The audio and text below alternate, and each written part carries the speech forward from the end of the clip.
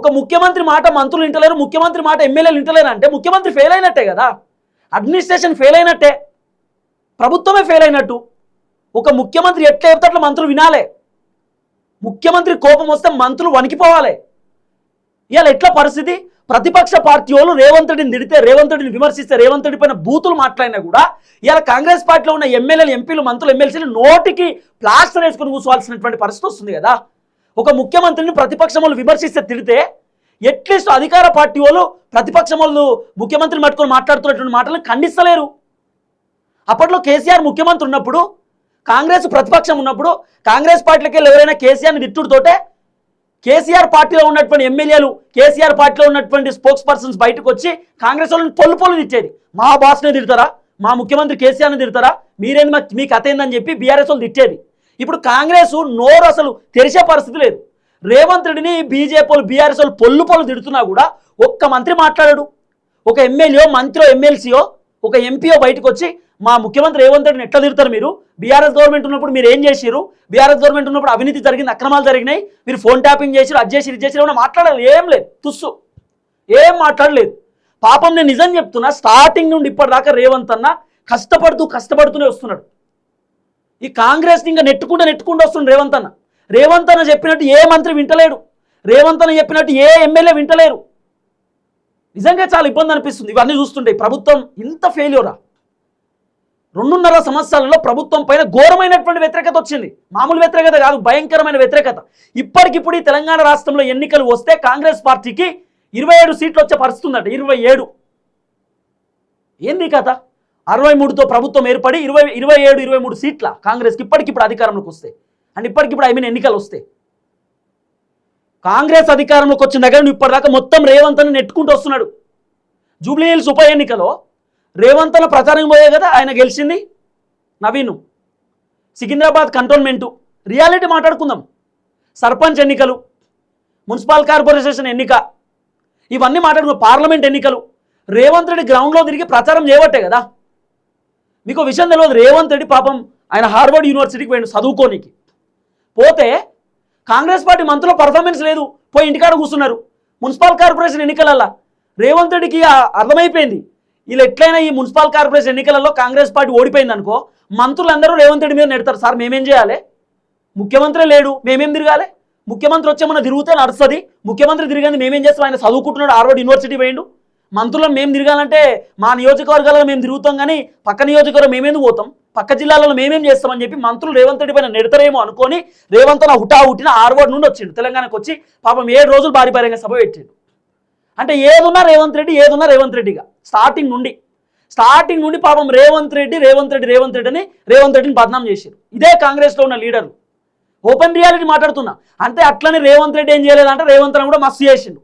హైడ్రా పట్టుకొచ్చి రేవంత్ అన్న ఫెయిల్ అయిపోయిండు, ఆ మెస్సీ ఫుట్బాల్ ఫెయిల్ అయిపోయిండు, ఎవరినో పట్టుకొచ్చిండు వరల్డ్ కాంపిటీషన్ ఏదో మహిళలను పట్టుకొచ్చి అక్కడ ఫెయిల్.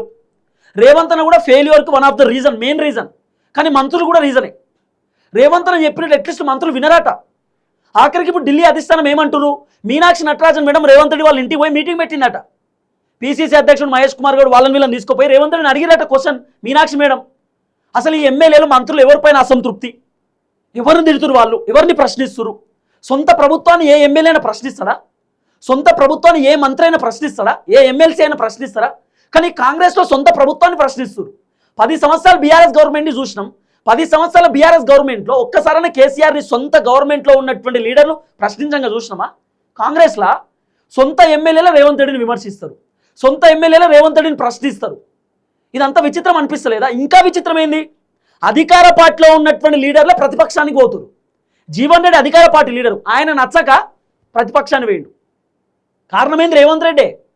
ఇదే రేవంత్ రెడ్డి ఆ సంజయ్ కుమార్ అనేటటువంటి వ్యక్తిని కాంగ్రెస్లో తీసుకోవడం వల్ల ఇలా 40 సంవత్సరాల నుండి కాంగ్రెస్ పార్టీలో ఉన్నటువంటి లీడర్ కాంగ్రెస్కు దూరం అయిపోయాడు. One of the reason Revanth Reddy కూడా. రేవంత్ రెడ్డి వ్యవహారం మంత్రులకు నచ్చట్లేదు, అట్లని మంత్రుల వ్యవహారం రేవంత్ రెడ్డికి అసలే నచ్చలేదు. అట్లని రేవంత్ రెడ్డి చెప్పినట్టు ఎట్లీస్ట్ మంత్రులు వినాలి కదా, వినే పరిస్థితి లేదు ఎట్లీస్ట్. అందుకే రేవంత్ రెడ్డి హైకమాండ్ కంప్లైంట్లు, ఈ మంత్రి వింటలేడు, ఆ మంత్రి వింటలేడు, ఈ ఎమ్మెల్యే వింటలేడు, ఆ ఎమ్మెల్యే వింటలేడు, ఈ ఎమ్మెల్యే ఎదురు తిరుగుతున్నాడు, అసలు వీళ్ళను నాకు అర్థమైతలేదు, ఏం చేయాలని అర్థమైతలేదని రేవంత్ రెడ్డి ఢిల్లీకి చెప్తే ఇప్పుడు ఢిల్లీ రేవంత్ రెడ్డికి రివర్స్ అయ్యారు. ఏమని? నువ్వు చెప్పినట్టు వాళ్ళు ఎందుకు ఇంటలేరు? నువ్వు ముఖ్యమంత్రివి కదా. ఒక ముఖ్యమంత్రి మా దగ్గరకు వచ్చి నా మాట ఇంటలేరని ఎవరన్నా చెప్తారా? ముఖ్యమంత్రి చెప్పినట్టు మంత్రులు వినాలే, మంత్రులు చెప్పినట్టు ముఖ్యమంత్రి వింటారా? మరి నీకు ఎందుకు ఇచ్చిన ముఖ్యమంత్రి పదవి? మరి పదవికి రాజీనామా చేయి. నువ్వు చెప్పినట్టు మంత్రులు వింటలేరు మాకెందుకు చెప్తున్నావు? నువ్వు వినిపించుకోవాలని రేవంత్ రెడ్డికే రివర్స్ చెప్తున్నాడు అధిష్టానం. ఇప్పుడు రేవంత్ రెడ్డి ఒక సంచలనమైన డిసిషన్ తీసుకోబోతున్నా. ఏం తెలుసా? మంత్రులు సక్కా పనిచేయకపోతే, రేవంత్ రెడ్డి చెప్పినట్టు మంత్రులు వినకపోతే మంత్రి పదవి తీసేస్తారట. సింపుల్. రేవంత్ రెడ్డికి అదే చెప్తుండే. ఇప్పుడు దాదాపు 2 నెలల నుండి వార్తలు నడుస్తున్నాయి, వింటలేరా మీరు? మంత్రి పదవులు తీసేస్తాం, కొత్త వాళ్ళని తీసుకుంటామని. ఇది రేవంత్ రెడ్డి ప్లాన్, రేవంత్ రెడ్డి స్ట్రాటజీ ఇది. రేవంత్ రెడ్డి ఢిల్లీలో మంత్రులపైన కంప్లైంట్ ఇచ్చిన, ఈ మంత్రి ఇంటలేడు, వీళ్ళ వల్ల నాకు ఇబ్బంది అవుతుంది. ఇప్పుడు మంత్రుల కథ కూడా ఎట్లుందంటే, ఒక మంత్రి శాఖలో ఇంకో మంత్రి ఏలు పెడతాడు. పొంగులేటి శ్రీనివాస్ రెడ్డికి రైతు భరోసా గురించి ఏందండి?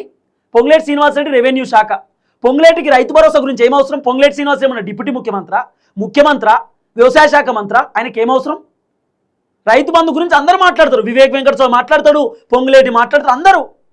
రేపే రిలీజ్ చేస్తున్నాం, ఎల్లుండే రిలీజ్ చేస్తున్నాం. ఎప్పుడు రిలీజ్ చేస్తున్నాం అర్థం కాక ఆర్థిక శాఖ మంత్రి బట్టి విక్రమార్కనే సైలెన్స్ ఉన్నాడు. ఆయన డిప్యూటీ ముఖ్యమంత్రి, ఆయనకే తెలియదు ఎప్పుడు రైతు భరోసా రిలీజ్, ఏం కదా ఆయనకు తెలియక ఆయనే సపరేకున్నాడు. ఈ మంత్రులు మొత్తం మాకే తెలుసు, రేపే రిలీజ్, ఎల్లుండే రిలీజ్ అని డైలాగులు. అంటే ఏ శాఖ ఆ శాఖ సరిగ్గా చూస్తలేరు. ఉత్తమ్ కుమార్ రెడ్డి ఇరిగేషన్ శాఖ రేవంత్ రెడ్డి చూస్తాడు, రేవంత్ రెడ్డి రిబ్బన్ కటింగ్, రేవంత్ రెడ్డి కొబ్బరికాయలు కొట్టుడు, శంకుస్థాపన. ఏం విచిత్రం ఇది! అందుకే ఇప్పుడు అధిష్టానం రేవంత్ రెడ్డికి రివర్స్ అయ్యారు. నీకు ముఖ్యమంత్రి పదవి ఇచ్చింది వాళ్ళని కంట్రోల్ చేయనీకి, నీకు ముఖ్యమంత్రి పదవి ఇచ్చింది ప్రభుత్వాన్ని మంచిగా నడపమని చెప్పి, నీకు ముఖ్యమంత్రి పదవి ఇచ్చింది అడ్మినిస్ట్రేషన్ చక్కగా ఉండాలని చెప్పి, నీకు ముఖ్యమంత్రి పదవి ఇచ్చింది మళ్ళీ కాంగ్రెస్ అధికారంలోకి రావాలని చెప్పి అధిష్టానం ఓపెన్గా రేవంత్ రెడ్డికి చెప్పిరట. ఇది వినబడుతున్న చర్చ. చాలామంది రాజకీయ విశ్లేషకులు, సీనియర్ జర్నలిస్టులు చెప్తున్న మాట, రేవంత్ రెడ్డికి ఢిల్లీ కాంగ్రెస్ అధిష్టానం రివర్స్ తిరిగిరు. నీకు ముఖ్యమంత్రి పదవి ఇచ్చింది, నువ్వు కాంగ్రెస్ ఎట్లయితే అధికారంలో తీసుకొస్తామో అట్లనే కాంగ్రెస్ మళ్ళీ అధికారంలోకి రావడానికి, ప్రభుత్వం మంచిగా నడవాలని, అడ్మినిస్ట్రేషన్ చక్కగా ఉండాలని, మంత్రులను ఎమ్మెల్యేలను కంట్రోల్లో పెడతామని చెప్పి నీకు ముఖ్యమంత్రి పదవి ఇచ్చింది. నువ్వు అయితేనే పర్ఫెక్ట్ అని చెప్పించినాం, కానీ ఇట్లా వాళ్ళపైన వీళ్ళపైన కంప్లైంట్ ఇస్తామని కాదు. ఇది అధిష్టానమే చెప్పిరట రేవంత్ అన్నకు. అందుకే ఇప్పుడు రేవంత్ అన్న రంగంలోకి దిగి ఒకటే ఒక ప్లాన్. రేవంత్ అన్న మాట వినకపోతే మంత్రి పదవి నుండి అవుట్. ఎవరైతే చక్కగా ఎమ్మెల్యేలు పనిచేస్తారో వాళ్ళకి మంత్రి పదవిలోకి తీసుకుంటారట. ఇది రేవంత్ రెడ్డి ఒక మాస్టర్ ప్లాన్ చేస్తున్నాడు. తర్వాత ఇప్పుడు కాంగ్రెస్ పార్టీకి సంబంధించిన కార్యకర్త లీడర్లు కొంతమంది వాళ్ళకు నామినేటెడ్ పోస్టులు ఇవ్వబోతుండు. చాలామంది లీడర్లు రేవంత్ రెడ్డి ఏమనుకున్నారు వాస్తవానికంటే, చాలామంది లీడర్లు ఈ మధ్య కాలంలో రేవంత్ రెడ్డిని విమర్శిస్తారు, ప్రభుత్వాన్ని విమర్శిస్తారు. కారణం ఏందనుకుంటారు రేవంత్ అన్న అంటే, వీళ్ళకి పదవులు ఇస్తే సైలెన్స్ ఉంటారు, పదవులు భర్తీ చేస్తే వీళ్ళకి గప్చూపు ఉంటారు, సో పదవులు భర్తీ చేద్దామని రేవంత్ అని అనుకున్నాడు.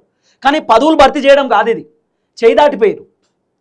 అంటే ఏంటంటే, మేము ఎంత మాట్లాడినా రేవంత్ రెడ్డి ఏమన్నాడు అంటే, ఇప్పుడు కొంతమంది ఎమ్మెల్యేలు ఏమనుకుంటారు అంటే, నేను ప్రభుత్వాన్ని ప్రశ్నిస్తే జనాలు నన్ను మెచ్చుకుంటారు, అంటే జనాలు అబ్బా చాలా గ్రేట్, అసలు కాంగ్రెస్ ప్రభుత్వంలో ఉన్నటువంటి వ్యక్తే ప్రభుత్వాన్ని విమర్శిస్తుండు, ప్రభుత్వాన్ని తిడుతుండు, ప్రభుత్వాన్ని ప్రశ్నిస్తుండు, అంత గ్రేట్ సార్, నిజంగా చాలా మంచి ఎమ్మెల్యే అని జనాలు అనుకుంటారేమో అని ఎమ్మెల్యేలు అనుకుంటారు. కానీ అది ఫెయిల్.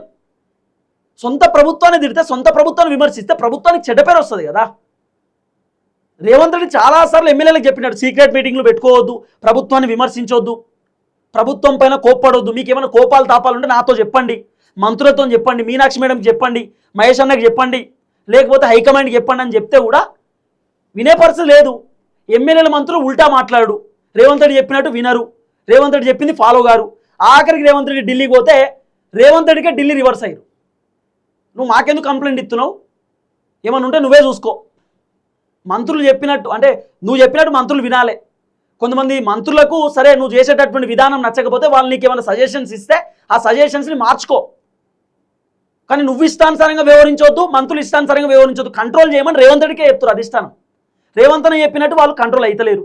మరి పంచాయతీ ఎక్కడ దాకా పోతుందో చూడాలి. కానీ ఇప్పుడు రేవంత్ రెడ్డికి అధిష్టానం రివర్స్ తిరిగారు. రేపో మాపో ఒకవేళ రేవంత్ అన్నతో కాకపోతే రేవంత్ అన్న కంట్రోల్ చేయలేకపోతే ఒక లీడర్ని పంపుతారట తెలంగాణకు. ఒక లీడర్ను తెలంగాణకు ఒక ముఖ్యమంత్రి లెక్క పంపుతారు. రేవంత్ అనే ముఖ్యమంత్రి ఉంటాడు, కానీ ఇంకో లీడరు వేరే రాష్ట్రంలో ముఖ్యమంత్రిగా పనిచేసి ఓడిపోయినటువంటి వ్యక్తి ఉంటారు కదా, సీనియర్ ఎక్స్పీరియన్స్డ్ ముఖ్యమంత్రి, ఆయనను పంపిస్తారట తెలంగాణకు. పంపించి ఆయన ఇన్ఛార్జ్ లెక్క పెడతారు. ఆయన చెప్పినట్టు రేవంత్ రెడ్డి ఫాలో కావాలి, రేవంత్ రెడ్డి ఏదైనా చేయాలనుకుంటే ఆయనకు చెప్పే చేయాలి. అట్లా చేయబోతున్నట్టుగా వినబడుతున్న చర్చ. కాబట్టి ఇప్పుడు రేవంత్ రెడ్డి చెప్పినట్టు మంత్రులు వినాల్సిందే. ఇప్పుడు అధిష్టానం రేవంత్ రెడ్డికి ఫుల్ పవర్స్ ఇవ్వబోతున్నారు అనేది వినబడుతున్న వ్యవహారం. అట్లని అధిష్టానం రేవంత్ రెడ్డి పైన పాజిటివ్ ఉన్నారంటే కాదు, అధిష్టానం కూడా రేవంత్ రెడ్డి పైన అసంతృప్తితో ఉన్నారు. ఎందుకంటే రేవంత్ రెడ్డి చేసేటటువంటి పనులకు చాలా డ్యామేజ్ జరిగింది ప్రభుత్వానికి. రేవంత్ రెడ్డి వ్యవహారం దిగి రేవంత్ రెడ్డి దెబ్బకు మళ్ళీ కాంగ్రెస్ అధికారంలోకి వచ్చే పరిస్థితి కూడా లేదు. అవన్నీ మనం నెక్స్ట్ వీడియోలో మాట్లాడుకునేటటువంటి కార్యక్రమం చేద్దాం.